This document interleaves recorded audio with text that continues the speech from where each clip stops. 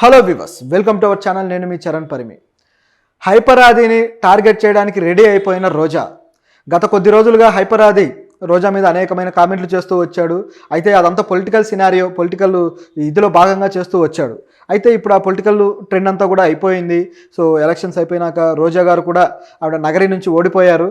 అలాగే హైపర్ ఆది ప్రచారం చేసిన జనసేన అయితే పై స్థాయిలో మంచి మెజారిటీతో గెలుపొందింది. సో ఈ పరిస్థితిలో అందరూ సద్దుమణిగి కాముగా ఉన్నారు. అయితే హైపర్ ఆది గత కొద్ది రోజులుగా ఆవిడ మీద విమర్శలకి సమాధానాలు చెబుతూ వస్తున్నాడు. ఏవైతే తాను గతంలో విమర్శలు చేశాడో ఆ విమర్శల మీద మీరు ఎందుకు ఇట్లా రోజా గారిని అన్నారు, సో రోజా గారి మీద మీకు ఇంత పగ ఉందా, అది ఇదని కొంతమంది మీడియా వాళ్ళు అడిగినప్పుడు అదేం లేదు అంటూ ఆయన ఏదో వివరణించుకునే ప్రయత్నం అయితే చేశాడు. కానీ అతని మీద టార్గెట్ చేస్తూ రోజా మళ్ళీ ఇప్పుడు కొత్త స్టెప్ ఒకటి తీసుకుంటున్నారు అన్నట్లుగా మనకు తెలుస్తుంది. నిజానికి ఆవిడ కూడా గతంలో హైపర్ ఆది ఏదో మాట్లాడాడు, సో ఆవిడని ఈ విధంగా కొన్ని వ్యాఖ్యలు చేశాడు పొలిటికల్గా. అయితే ఆవిడ మాత్రం వాళ్ళని తీసిపడేశారు, పెద్దగా పట్టించుకోలేదు. వాళ్ళు ఏదో వాళ్ళ చిన్న ప్రాణాలు, వాళ్ళ మీద మేము రియాక్ట్ అయితే ఏమొస్తుంది, వాళ్ళు ఏదో మెగా ఫ్యామిలీలో వాళ్ళు అవకాశాల కోసము, అలాగే మెగా ఫ్యామిలీలో 6-7 హీరోలు ఉన్నారు, వీళ్ళ సినిమాల్లో ఛాన్సుల కోసమే ఈ విధంగా మాట్లాడుతున్నారు, లేకపోతే వాళ్ళని ఇండస్ట్రీలో కూడా ఉండనివ్వరు అన్న భయం ఉంది వాళ్ళకి, అందుకే మాట్లాడుతున్నారు తప్పితే నిజంగా మెగా ఫ్యామిలీ మీద వాళ్ళకి ఏమీ అభిమానం లేదు అన్నట్టుగా ఆవిడ కొన్ని సందర్భాల్లో రియాక్ట్ అయ్యారు. అయితే వీళ్ళు మాత్రం చాలా లాయల్గా పవన్ కళ్యాణ్ ఫ్యాన్స్గా వాళ్ళు సందర్భం దొరికినప్పుడల్లా ఈ జబర్దస్త్ షోలో కావచ్చు, తర్వాత ఈటీవీలో వచ్చే మిగతా షోస్ కూడా, శ్రీదేవి డ్రామా కంపెనీ కావచ్చు, వీటన్నిటిలో పవన్ కళ్యాణ్ మీద ఉన్న అభిమానాన్ని ఘనంగా చాటుతూ తన మాటల ద్వారా, తన స్కిట్స్ ద్వారా ఒక విధమైన క్యాంపెయినింగే చేశాడు హైపర్ ఆది. అక్కడ కూడా క్యాంపెయినింగ్ అనొచ్చు. సో ఈ విధంగా చేశాడు. దీంతోపాటు కిరా కార్పి కూడా, ఆయన కూడా పవన్ కళ్యాణ్ మీద తన అభిమానాన్ని చాటుకున్నాడు. చాలామంది జబర్దస్త్ నటులు వాళ్ళ అభిమానం చాటుకొని ప్రచారం చేసిన పరిస్థితి ఉంది. హైపర్ ఆది అయితే డైరెక్ట్గా పిఠాపురం వెళ్ళిపోయి అక్కడ ఓటర్లతోటి మమేకమయ్యి అక్కడ ప్రచారం చేశాడు. ఇంకా ఏమన్నాడంటే, నేను పిఠాపురం వాసిన అయితే బాగుండేది, నాకు ఇక్కడ ఓటు ఉండేది, ఇప్పుడు నేను పవన్ కళ్యాణ్కి వేసి ఉండేవాడిని అన్నట్లుగా రియాక్ట్ అయ్యాడు. సో అంత ఓన్ చేసుకొని ఆ విధంగా పవన్ కళ్యాణ్ గురించి ఆయన మాట్లాడాడు. దాంతోపాటు రోజా గారి మీద అదేవిధంగా విమర్శలు. ఇదిలా ఉంటే ఇక ఈయన విమర్శలకు ఆమె చెక్కు పెట్టాలనుకున్నారా, లేకపోతే కొత్తగా తన పవర్ ఏంటో చూపించాలనుకున్నారో తెలియదు, కానీ ఆవిడ తిరిగి జబర్దస్త్లోకి రావడానికి ప్రయత్నం చేస్తున్నారు. ఆల్రెడీ ఖాళీగా ఉన్నారు చాలా రోజులుగా. ఆవిడ పార్టీ కార్యక్రమాల్లో కూడా పాల్గొనట్లేదు. ఇక నగరిలో అయితే మామూలుగా ఆవిడ మంత్రిగా ఉన్నప్పుడు కానీ, అలాగే ఎమ్మెల్యేగా ఉన్నప్పుడు కానీ, ఎవరు ఏ ఫంక్షన్కి పిలిచినా, ఏ శుభకార్యానికి పిలిచినా, ఏ గుడి, ఏ పండగకు పిలిచినా, ఏ రిచువల్స్ ఉన్నా సరే ఆవిడ అటెండ్ అయ్యి ఆవిడ ఆశీర్వాదం ఇవ్వడమో లేదా ఆవిడ ప్రెజెన్స్ అనేది అక్కడ కనిపించేలా చూసుకున్నారు.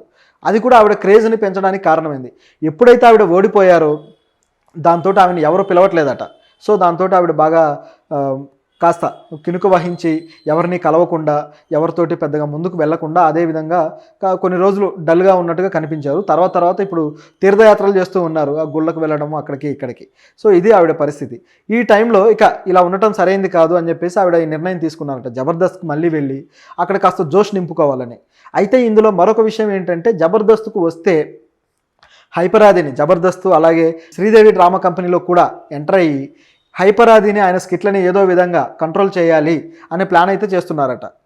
సో ఇది ఆవిడ ఆయన మీద పెట్టిన దృష్టి. మరి ఇది ఎంతవరకు సక్సెస్ అవుతుందనేది గమనిస్తే జబర్దస్త్ టీం మాత్రం ఆవిడ్ని అంతగా ఎంకరేజ్ చేయట్లేదట. ఇక మీరు వద్దు, ఇక మాకు చాలు, మాకు ఆల్రెడీ టీం ఉన్నారు అని చెప్పేసి అంటున్నారు.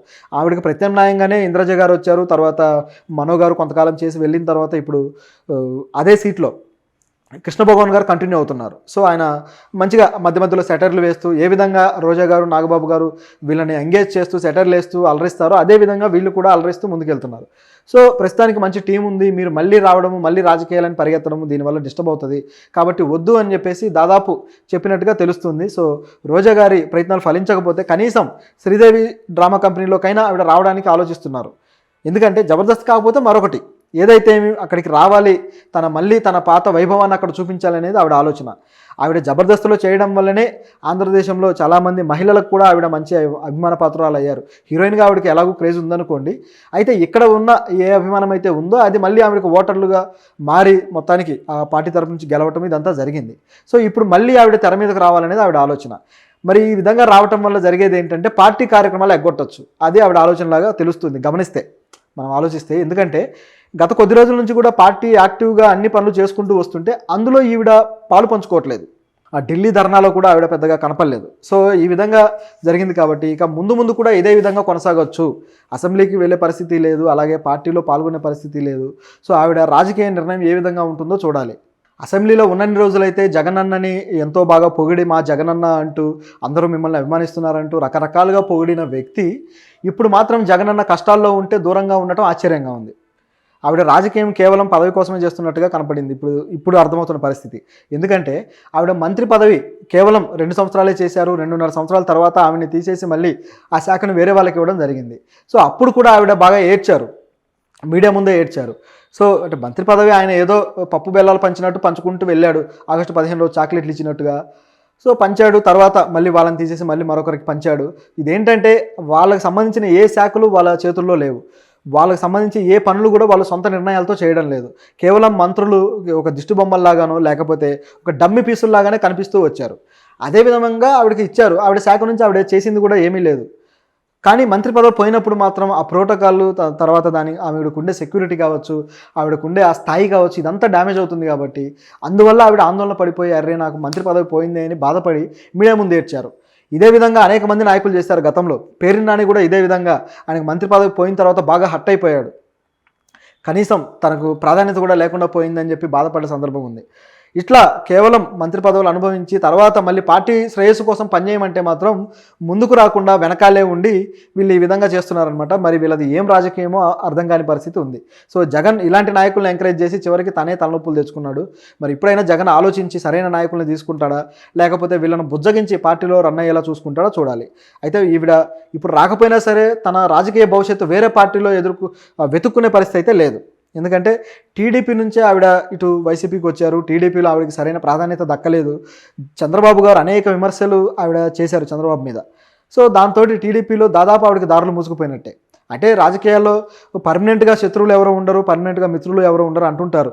కానీ కొన్ని సందర్భాలు ఏమైపోతాయంటే ఒక కక్షలాగా మారిపోయి ఆ కక్షను అదే విధంగా మెయింటైన్ చేసే పరిస్థితి ఉంటుంది. సో ఆ విధంగా ఇది తయారైందేమో అనే డౌట్ కూడా ఉంది. సో ఆవిడ ఆ పార్టీలోకి వెళ్ళే అవకాశం లేదు. ఇక జనసేనలోకి అయితే అసలే వెళ్ళదు. ఎందుకంటే పవన్ కళ్యాణ్ ఆ విధంగా ఆవిడ ఇన్సల్ట్ చేస్తూ వచ్చారు. సో అది కాస్త ఇబ్బందికరమైన పరిస్థితే కాబట్టి అటు వెళ్ళే పరిస్థితి లేదు. మరి వైసీపీలో ఆవిడ భవిష్యత్తు ఉందా లేదా, ఆవిడ ఏం చేయబోతారనేది ఇప్పుడు ఆసక్తికరం.